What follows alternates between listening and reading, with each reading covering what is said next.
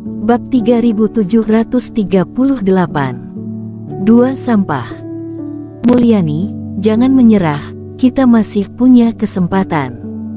Christian Lu buru-buru meraih Mulyani Hu. Christian Lu, jangan gila, benda berharga dalam 9 batu iblis Eric Kin lebih banyak dari 10 punya kita, ada kesempatan apa lagi? Mulyani Hu mencibir dan melepaskan Christian Lu. Benar-benar masih ada kesempatan, bahkan kita mungkin bisa membunuh Eric Kin dan Lela Yuan, dengarkan aku. Christian Lu membujuk dengan sekuat tenaga, itu adalah harapan terakhirnya. Apa? Mulyani Hu tertegun. Kamu tidak tahu, sebenarnya ada keberadaan yang sangat istimewa dalam batu iblis, yang disebut batu racun. Mata Christian Lu memancarkan kekejaman.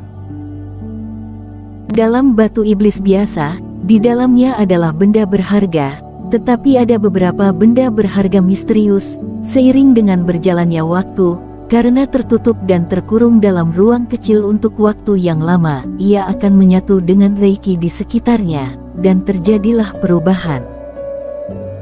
Terutama beberapa benda berharga seperti pil dewa dan rumput ajaib, seiring berjalannya waktu, benda di dalamnya akan menjadi sangat beracun. Coba pikirkan, batu iblis memang ciptaan langit dan bumi yang ajaib.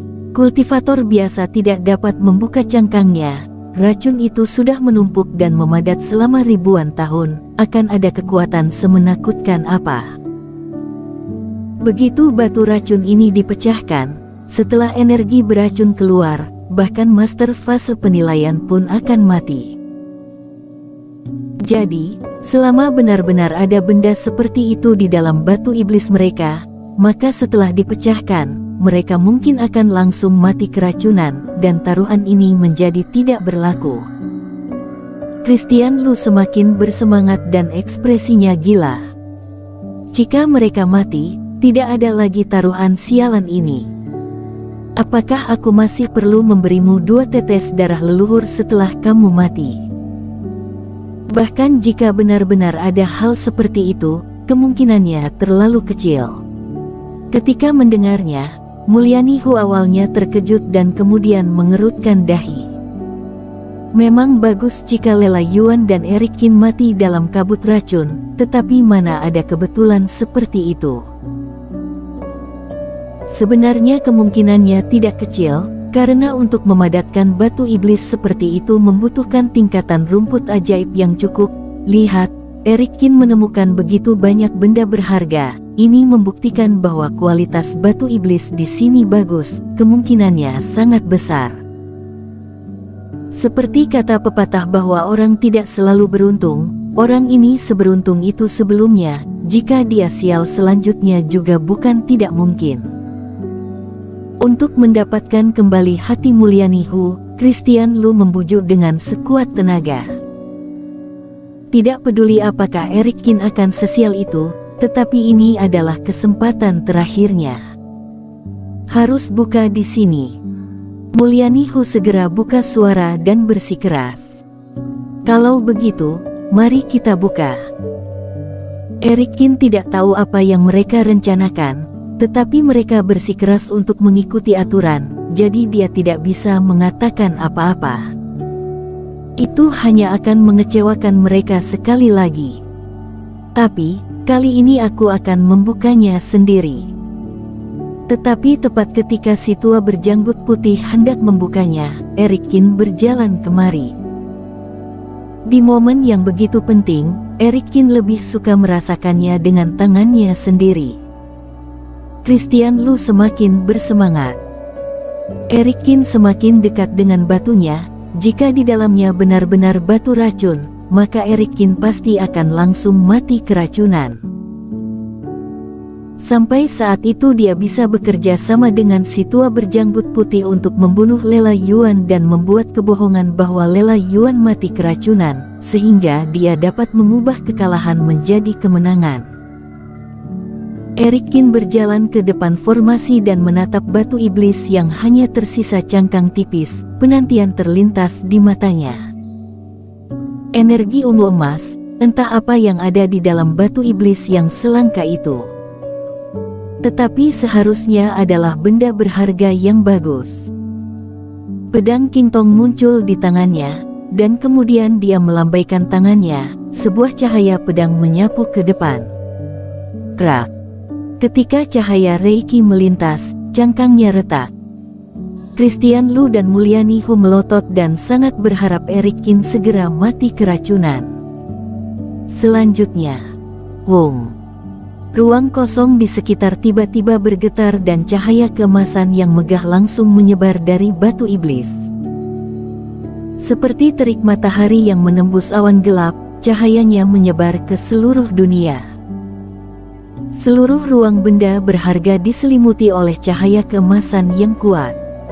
Cahaya bergetar sehingga semua orang tidak bisa tidak menyipitkan mata dan menghalangi dengan tangan. Christian Lu dan Mulyani Hu juga dengan cepat mundur dan memegang perisai mereka untuk menahan apa yang disebut energi beracun. Tetapi mereka ditakdirkan untuk kecewa, batu iblis ini tidak mengandung energi beracun seperti yang mereka harapkan. Sebaliknya setelah cahaya menghilang, muncul batu mutiara seukuran tapak besar. Isi batu iblis yang terakhir ini ternyata adalah batu mutiara awan hitam. Eric Kin menyipitkan matanya dan sedikit terkejut. Meskipun batu mutiara awan hitam ini terlihat sangat murni, tetapi dia tidak menyangka bahwa yang terdapat dalam energi ungu emas ternyata adalah benda ini. Bagaimanapun, meskipun batu mutiara awan hitam tidak murah, tetapi tidak sebanding dengan benda berharga dari cahaya energi ungu sebelumnya. Mungkin, ketika batu mutiara awan hitam ini memadat, kebetulan ada cahaya harta yang masuk, jadi membuat cahaya emas dan energi ungu menyatu. Hanya sebuah batu mutiara kristal spiritual, habislah. Dengan begitu, Christian Lu dan Mulyani Hu suram dan benar-benar putus asa. Meskipun batu mutiara awan hitam tidak terlalu berharga, tetapi itu bukan sesuatu yang dapat membunuh Eric Kin dan Lela Yuan, dan 10 batu iblis dari kedua pihak sudah dibuka semua. Pertandingan ini sudah benar-benar berakhir. Christian Lu, dasar sampah. Batu iblis sampah macam apa yang kamu pilih dan teman tidak berguna macam apa yang kamu kenal, benar-benar dua idiot. Ketika melihat tidak ada harapan dan kalah lagi, wajah Mulyani Hu memerah, amarah meledak dalam hatinya, dan dia langsung berteriak kepada Christian Lu. Karena kepercayaan diri Christian Lu, dia memutuskan untuk menyakiti Lela Yuan dengan batu iblis. Tetapi akhirnya setelah sekian lama merencanakan, dia masih kalah dengan Eric Kin yang dibawa Lela Yuan. Pada akhirnya tetap dia yang kalah. Dia marah sampai hampir meledak. Dan baginya, Christian Lu hanyalah pelayan tingkat tinggi yang dapat dihancurkan sesuka hati dan sekarang juga mengecewakannya, jadi dia tidak akan sopan. Mulyani Hu, aku paham. Ternyata kalian memang mengenal pemilik toko ini, kalian bekerja sama untuk mengerjaiku kan? Lela Yuan langsung tersadar dan mendengus dingin. Hehe, sudah seperti ini, memberitahumu juga tidak masalah, lagi pula kamu tidak akan bertanding denganku lagi. Mulyani Hu mencibir. Dia sudah membongkar semuanya dan kalah, dia tidak peduli lagi. Dulu hanya pertandingan kecil, kali ini dia meningkatkan taruhannya sampai darah leluhur. Lela Yuan pasti akan menyerah atas pertandingan ini dan giliran Lela Yuan untuk memimpin, dia juga memiliki hak ini. Semua harapan pupus, Mulyani Hu mengomel seperti wanita kasar, dia menunjuk Christian Lu dan si tua berjanggut putih dan memarahi mereka. Aku akan mengatakan yang sebenarnya. Christian Lu sudah mengenal orang tua ini sejak awal. Orang ini bilang bahwa dia memiliki batu iblis terbaik dan menjamin bisa mengatur perangkap untuk menang darimu. Jadi aku bersedia bertaruh dengan darah leluhur. Tetapi dua sampah ini hanya membual. Mereka tidak memiliki kemampuan ini dan bahkan kalah dari kultivator biasa, benar-benar sialan. Mulyani, dengarkan penjelasanku. Setelah dimarahi habis-habisan, Christian Lu tidak berani membantah dan menjelaskan dengan masam.